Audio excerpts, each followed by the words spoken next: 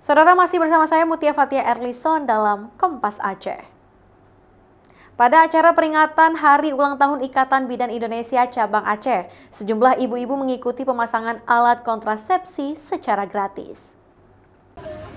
Dalam rangka menyambut peringatan Hari Ulang Tahun Ikatan Bidan Indonesia ke-74 tahun, BKKBN bersama pengurus daerah Ikatan Bidan Indonesia Aceh menggelar bakti sosial pemasangan alat kontrasepsi dan pemeriksaan USG bagi ibu hamil secara gratis di Taman Bustanus Salatin, Banda Aceh, Senin pagi. Kegiatan ini dilakukan untuk meningkatkan akses masyarakat pada layanan KB yang aman dan berkualitas. Ibu-ibu memasang alat kontrasepsi seperti iud dan implan. Kegiatan ini juga memberikan pemeriksaan USG secara gratis. Pada hari ini kami melakukan pelayanan untuk ibu ya, selain pelayanan KB yaitu pemasangan IUD dan implan, tapi juga akan ada pemeriksaan kehamilan sampai cek darah dan lain-lain. Semua itu adalah untuk mendeteksi secara dini ibu hamil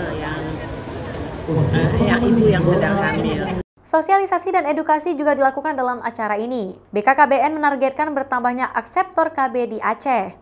Akseptor KB berperan dalam mengendalikan pertumbuhan penduduk, membatasi jumlah anak, dan menjarangkan kelahiran. Secara nasional, kita mengambil peran pelayanan KB gratis. Nah, ini juga salah satu strategi yang dibuat oleh pusat. Kita dikasih target untuk Aceh itu 22.337.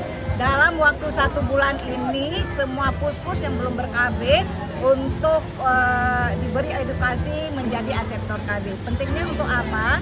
Supaya penduduk dapat tumbuh seimbang masuk ke tahun 2045 untuk dapat meraih bonus demografi. Agar target akseptor KB tercapai, saat ini sudah tersedia sekitar 22.000 pendamping desa yang terdiri dari bidan desa, kader KB, dan kader PKK yang terus mengedukasi warga agar mau ikut program keluarga berencana. Nova Misdayanti, Kompas TV, Banda Aceh.